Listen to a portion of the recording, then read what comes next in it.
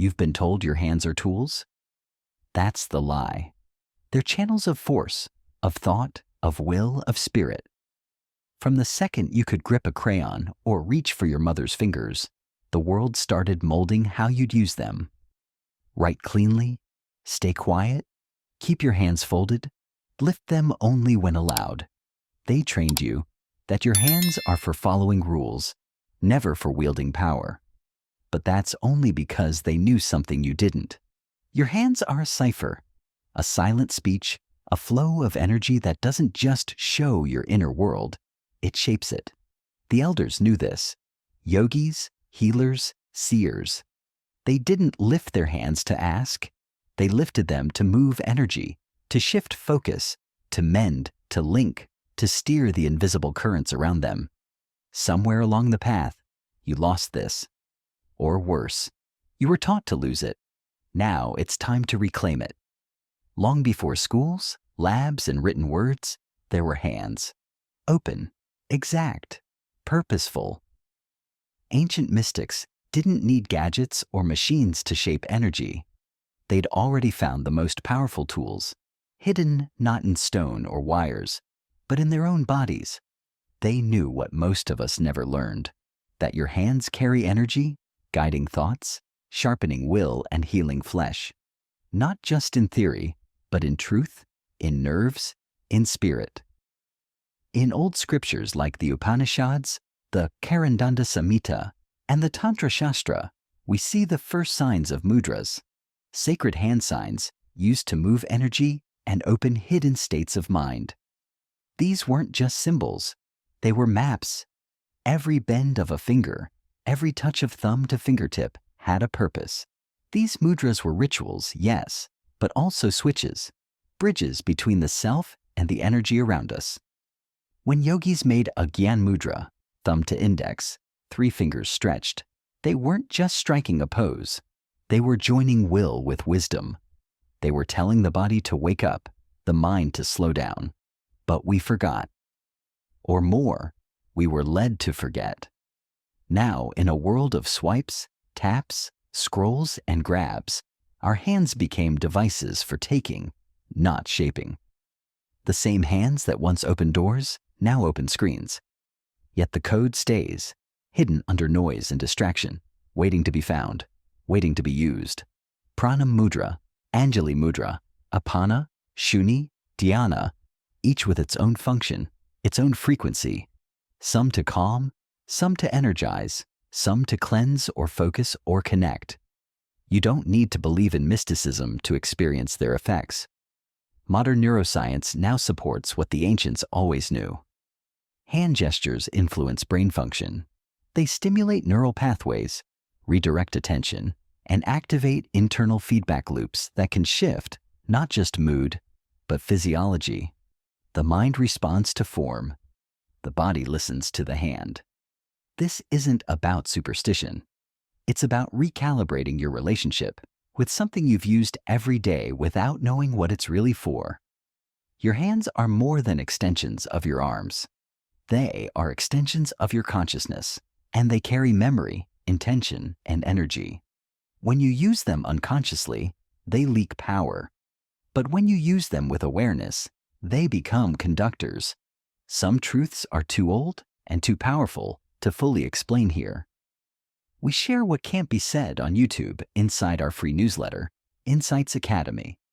You'll also get a free digital copy of the Kybalion for a limited time only. Links in the description. There's a reason why spiritual leaders, warriors, and ancient healers all use specific gestures. Not because they were pretty, because they worked. These patterns, these codes, they shape fields of energy, influence hormonal signals, anchor thoughts into the body. We speak of manifestation as if it's all in the mind, but thought without physical alignment is noise. Gesture is how thought becomes form. Your fingers are not random. Your palms are not passive. The space between your hands is not empty. It's alive. And once you learn to shape it, you stop leaving your energy to chance. You stop grasping for clarity and start forming it. You stop hoping for change and start channeling it. Because your hands were never meant to be idle. They were meant to create. Every time you move your hands, you're speaking. Not with words, but with energy. And whether you realize it or not, something, someone is always listening. The body listens, the mind listens, the field around you listens. Your hands, in their positioning, their motion, their stillness, are broadcasting signals constantly. But the problem is, no one ever taught you the language. When a yogi forms a mudra, they're not just shaping their fingers. They're completing a circuit. The fingers become conduits, connecting electrical signals in the body with the intentions of the mind. The body isn't just biological, it's electrical. You are made of energy, surrounded by energy, pulsing with energy. The hands are not just extensions of the body. They're regulators of the flow. And that flow, when misaligned or unconscious, becomes chaos, anxiety, fatigue, confusion. But when aligned, it becomes precision, calm, magnetism, flow. Think about it. Every major ritual you've seen in religion or ceremony involves the hands. Prayer hands, open palms, hand over heart, hands raised to the sky. From Catholicism to Hinduism, from Buddhist monks to Islamic sujud, the positioning of the hands is never accidental. The act of placing your hands in a specific formation has always been a symbolic and energetic declaration. The hands tell the system, internal and external, what state you're choosing: reverence, surrender, receiving, offering, focus. Even in your everyday life, your hands are constantly participating in rituals. You greet with a handshake, a universal sign of peace and non-aggression. You raise your hand to speak. You wave to signal presence. You place your hand on your chest when you say, I. All of this was inherited, but you were never taught to use it with intention. The rituals survived, the awareness did not. And in that gap between gesture and meaning, power leaks. You scroll endlessly with the same hands that were once used to shape breath and bring focus. You grip the steering wheel, clench your fists, fidget, tap, swipe, grasp. Most of your hand movements today are reactive, not intentional. They respond to stress, distraction, boredom. They are not instruments of choice, but of conditioning. This is not a mistake. This is by design. When you're trained to use your hands only for consumption and productivity, never for stillness, never for energy, you're being trained to live externally, to forget that these tools were once portals. Your hands have become extensions of technology, of capitalism, of busyness, but not of you, not of your inner world, not of your sovereignty. The ancient sages weren't concerned with aesthetics. Their gestures weren't about spirituality for the sake of appearance. They were engineers of energy. They knew that different finger combinations connected different meridians, pathways of energy that linked organs to thoughts, emotions to breath, spirit to body. When they touched thumb to ring finger, they weren't guessing. They were awakening prana, life force. When they held their palms down during meditation, they weren't being polite. They were grounding into their subconscious. And here's the twist. Even if you don't believe in any of this, your hands are still talking, still signaling, still sending energy out, receiving energy back. Whether you're aware of it or not, the circuit is alive. And if you don't learn to direct it, someone else already is. Because energy doesn't disappear. It gets rerouted. It gets absorbed. It gets hijacked. When your gestures are unconscious, you become a transmitter without control, broadcasting anxiety, pulling in distraction, reinforcing beliefs that aren't even yours. But when you choose your gestures, when you move with presence, when you form the code with intention, you become magnetic, resonant, tuned in to something ancient and intelligent that's been waiting for you to remember it. The circuit is always on. The question is, are you finally ready to take control of the signal? Here's the continuation of your text in proper paragraph form, maintaining the original wording and flow. There's a reason the number 3 appears everywhere in ancient symbols, in spiritual doctrine, in architecture, geometry, religion. The Holy Trinity, the 3 pyramids of Giza, the triple goddess, Father, Son, Holy Spirit, mind, body, spirit. It's not a coincidence. It's not superstition. It's the law.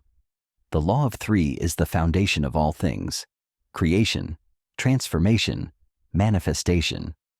And when the ancients spoke of this Trinity, they weren't just talking in metaphor.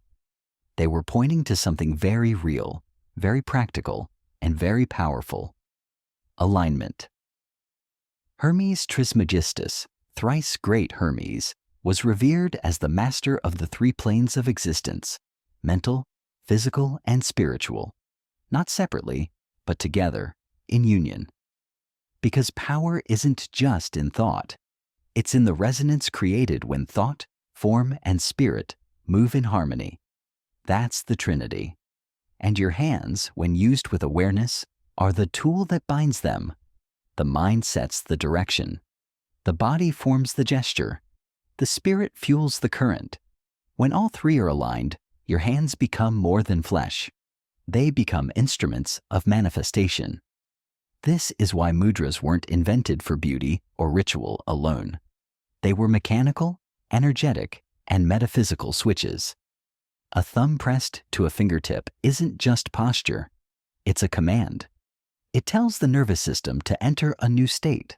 It shapes energy with the same precision a conductor shapes sound. It activates something beneath thought, beneath words, and brings it into form. But when these 3 planes are out of sync, when the mind says one thing, the body does another, and the spirit is left behind, you become fragmented. You lose coherence. You become scattered energy. And scattered energy is weak. It's noisy. It can't pierce through resistance or attract the things you say you want, because without alignment, intention is just wishful thinking.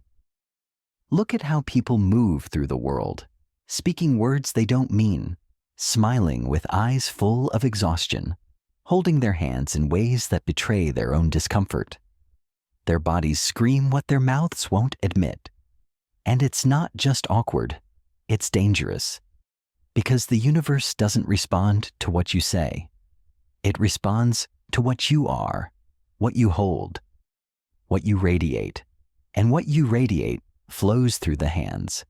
When you gesture in anger while trying to speak in peace, the energy is distorted. When you pray with hands that are clenched with fear, the signal is scrambled. When you set goals, but your actions tell a different story, the current gets blocked. That's why Hermetic teachings insisted on congruence. Not just thinking positive thoughts, but forming a life that reflects them physically, emotionally, energetically. The hands are the key to this congruence. They don't lie. They reveal your internal alignment or the lack of it. They anchor your intention in the physical world. And when used correctly, they become the bridge between your desire and its manifestation. They are how the invisible becomes visible, how thought becomes reality. Imagine this. The mind visualizes peace. The breath slows. The hands rest in a mudra of receptivity. You hold the shape holds you, the nervous system calms, the thoughts sharpen, the space around you shifts. That's not magic. That's coherence. And coherence creates power. Not power over others, but power over the fog, the doubt, the fear, the noise of a world that constantly tries to scatter your attention. The world wants you fragmented because fragmented people are easy to sell to, easy to control, easy to predict. But aligned people, they move differently. They manifest quickly. They see through illusions. They become sovereign.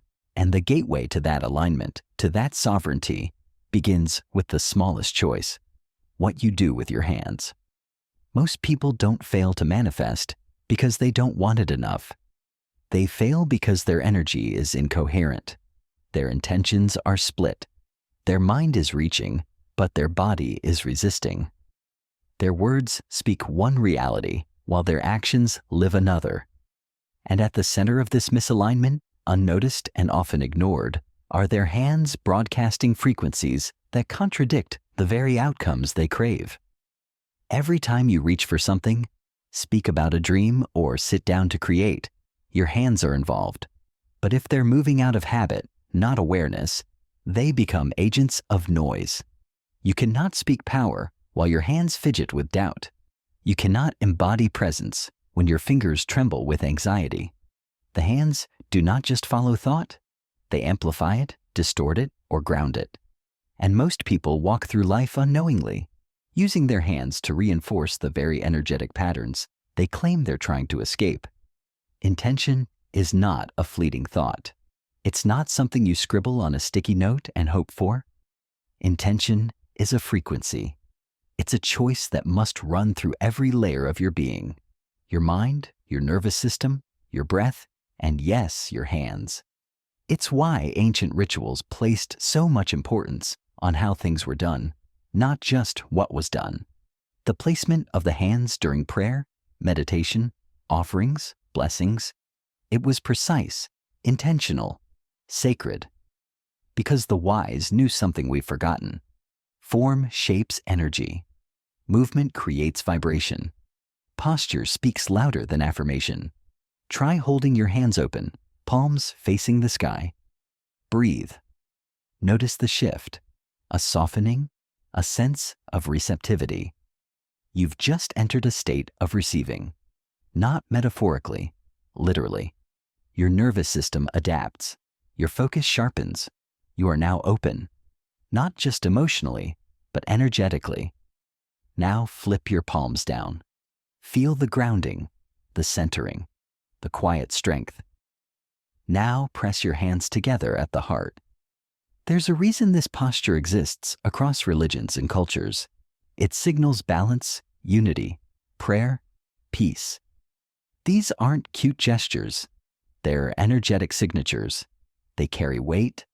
They form the electromagnetic field that surrounds your body and influences what enters or exits your awareness. When you eat, when you speak, when you touch another human being, your energy flows through the hands first. They are the first to extend, the first to defend, the first to connect, and when you use them unconsciously, you create contradiction. Contradiction is chaos. It's what happens when you say you want peace, but your body prepares for war. When you want connection, but your posture screams withdrawal. When you meditate to find clarity, but sit clenched and guarded. The universe is not confused. You are. And it's your energy that gives it instructions. So you wonder why the manifestations don't land. Why the same cycles repeat. Why intention feels hollow. Look down. Where are your hands when you speak about what you want? Are they open? Are they aligned? Or are they performing a different ritual entirely? The body doesn't lie. The hands don't lie. They are the final translator of what you actually believe. That's why healing doesn't begin with ideas. It begins with embodiment. You cannot override the energetic code with words alone. You have to live it, breathe it, gesture it. Intention must not just be felt. It must be shaped, because you don't manifest what you want. You manifest what you are. And what you are is constantly being written, sculpted, and broadcast through your hands. From the very start, you were taught to sit on your hands, to keep them still, to not touch, not reach, not disrupt. Fold them neatly on your desk. Keep them visible, but motionless. Don't fidget. Don't gesture too much when you speak. These rules weren't about manners. They were about control. You weren't just learning etiquette. You were being conditioned to disassociate from one of your most ancient tools of awareness. The education system doesn't teach you how to use your energy. It teaches you how to suppress it. The structure is the same everywhere. Sit in straight rows, hands to yourself, raise one hand to speak, use the other to take notes. The hand that reaches becomes the hand that writes, types, and signs, but never the hand that channels, never the hand that listens.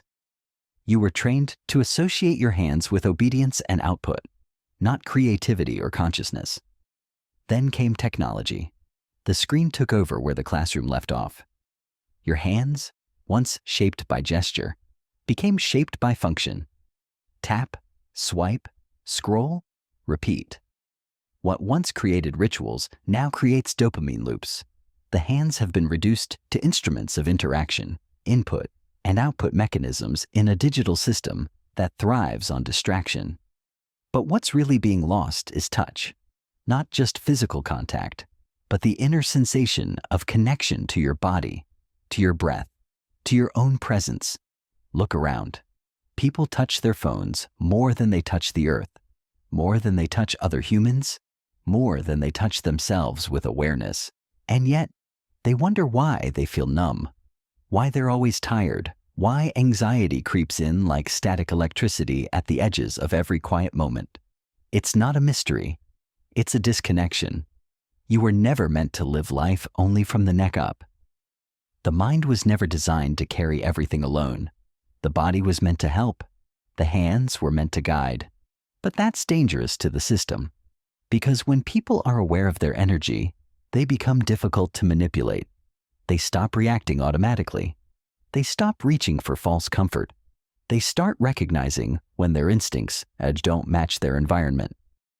Awareness is a threat, so the system encourages noise, busyness, consumption, and in the background, the hands fall into unconscious habits, gripping, clicking, refreshing, repeating. You think you're relaxing, but your fingers are still moving. You think you're resting, but your nervous system never stops scanning. Your hands keep sending signals, but none of them are intentional. This creates energetic static. It clouds your field. It disrupts your intuition. You can't hear the whispers of your body when your fingers are shouting for stimulation. And yet, all of this can be reversed. You weren't born disconnected. You were trained to be. That means you can unlearn it, reawaken what was dulled. The first step isn't big or dramatic. It's remembering. Remembering that every gesture is a choice. Every posture is a program. Every touch is a transmission. The question is, whose program are you running? Is it yours or the one they handed you? You'll know by how you feel when you place your hands together in stillness, not in reaction, not in distraction, but in awareness. When you do that, the noise starts to fall away. And underneath the silence, your own power begins to return. Before you ever spoke a word, your body spoke for you. Long before you learned to form sentences, you reached out instinctively, curled your fingers in, grasped for safety, pushed away what felt wrong. That wasn't just physical behavior. It was your first language, a language of energy, sensation, and intuition. A language that didn't require thought, only presence. And your hands were fluent in it. They knew what to do. But over time, that language was replaced by noise, structure, scripts. You were taught to listen outward instead of inward, to wait for permission instead of following instinct, to measure your worth by output, not awareness. Now, most people live in a permanent state of disconnection. They live in their heads trying to solve problems their bodies already have answers to. They chase clarity with their minds while their nervous systems scream for attention. But the body whispers, the hands whisper, and if you never learn to listen to those whispers, you mistake them for noise, for stress, for distraction. When in truth, they are the beginning of every breakthrough you've been waiting for. Reconnecting with the hands is not about aesthetics. It's not about spiritual posturing. It's about regaining access to your own energetic dashboard. Because when the body starts to speak again and the hands begin to listen, you gain access to a deeper intelligence, the one that knows when something feels off before the logic catches up, the one that senses when you're out of alignment long before life forces you to pay attention. Start small. Notice your hands in silence. Are they tense, cold, restless? Are they open or clenched? still, or twitching. These are not surface-level sensations. They are indicators. Your nervous system is not random. Your energy doesn't move without a story. Every twitch, every sensation, every subtle shift is a line of dialogue between the inner and the outer. And the more fluent you become in this language, the less you rely on external validation to tell you how you feel. When your hands rest palms up, your body is in a receiving state. When your fingers interlace and tighten, you're unconsciously preparing for tension. When you place one hand on your heart and breathe, the body interprets it as safety. These are not guesses. They are responses hardwired through thousands of years of evolution, ritual, and energetic memory. And when you reconnect with them, you begin to reclaim something this world desperately tries to steal from you, your own sensitivity. Because sensitivity is not weakness. It is information. It is depth. It is power. The more sensitive you become to your own energetic language, the harder it becomes for manipulation to take hold. You spot false urgency. You resist unnecessary conflict.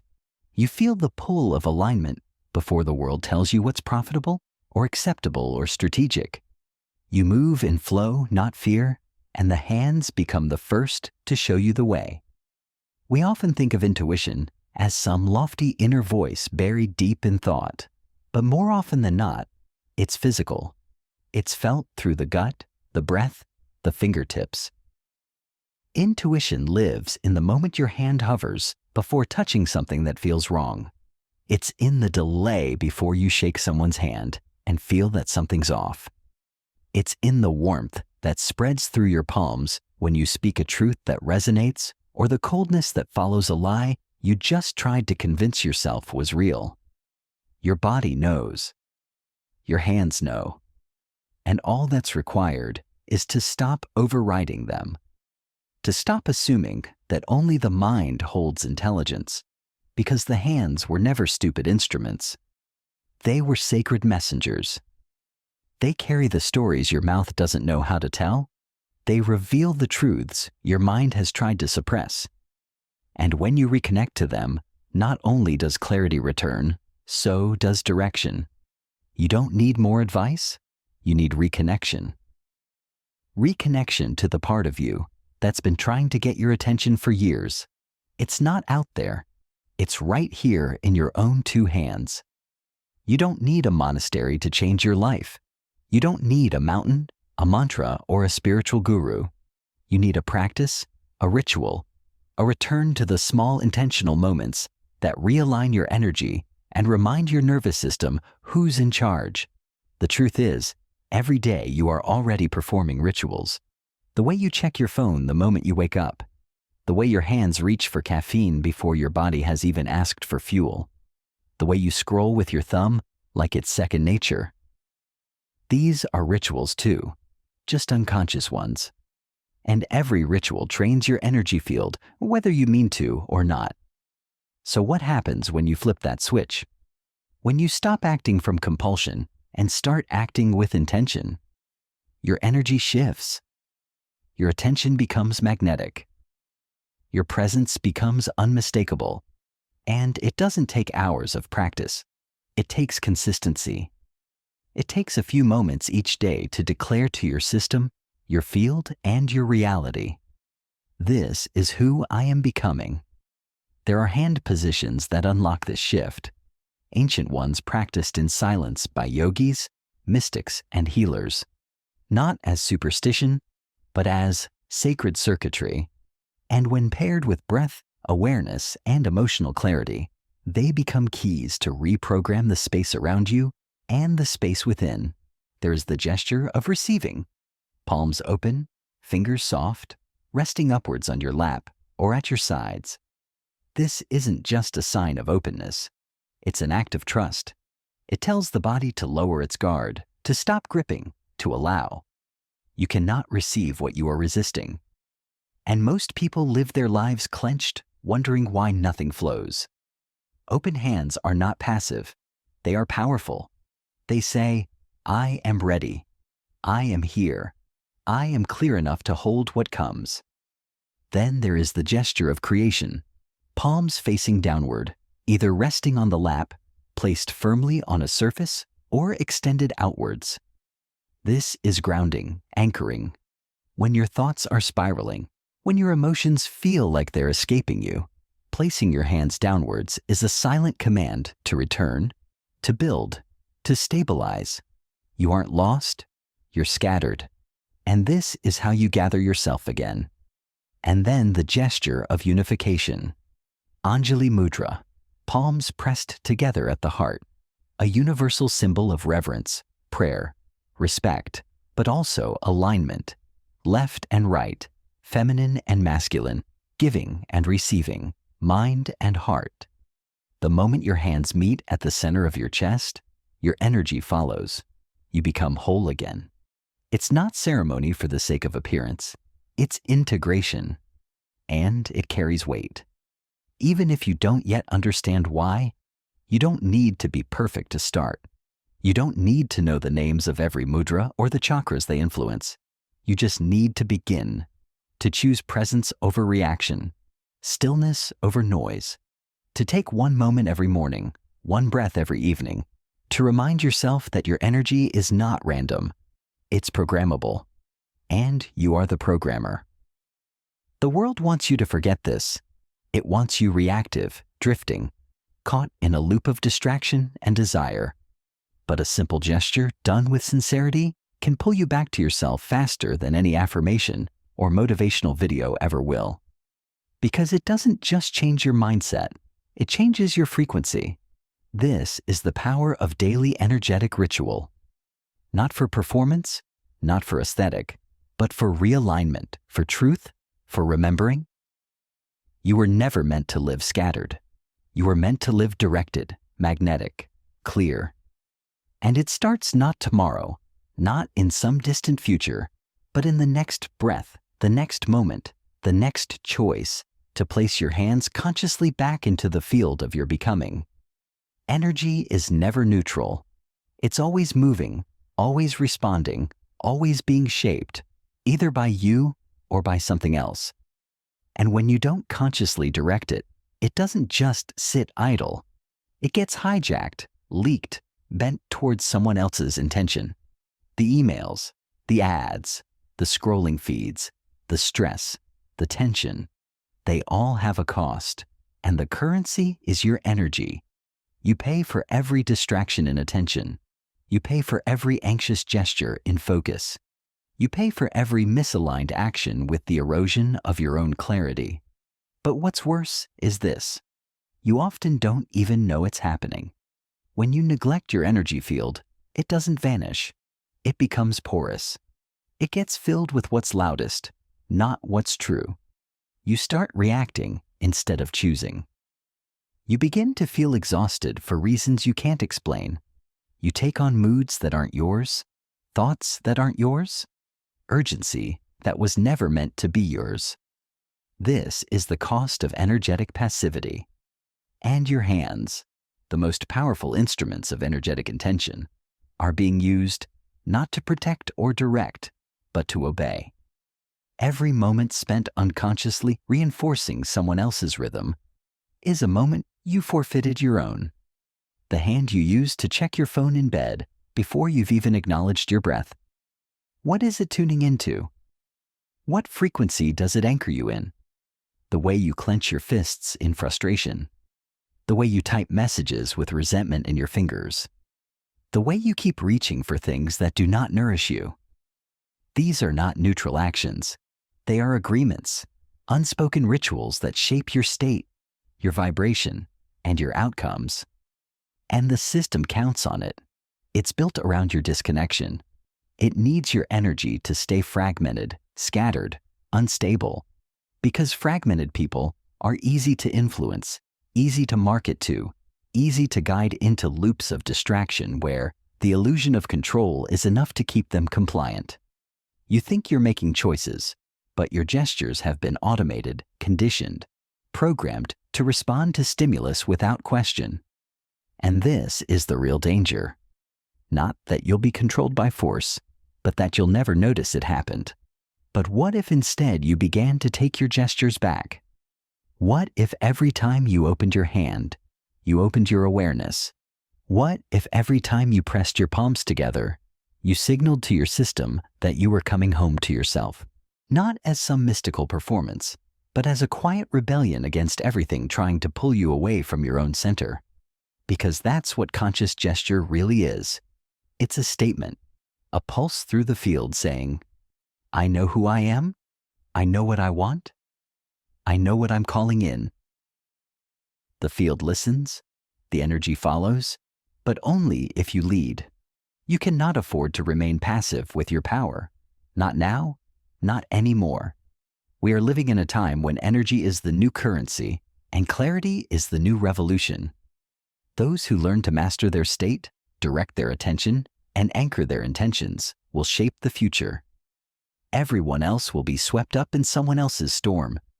Your hands are either tools of creation or conduits of control, and you get to decide which. But doing nothing is still a decision. So the question becomes, how long will you keep leaking your energy into systems that never had your best interest at heart? Because the moment you choose differently, when you shape your gestures, align your intentions, and act from presence, you begin to change not just your energy, but your timeline. You become the one shaping reality, not reacting to it. And that shift, subtle as it is where all true power begins. You've spent your life being told that your power lies somewhere outside of you, that it's something you have to chase, earn, or find. A job title, a bank balance, a status symbol. They sold you the illusion that if you just work hard enough, become likable enough, perform well enough, then maybe, just maybe, you'll feel powerful. But that was never power. That was approval dressed as purpose. That was obedience disguised as success.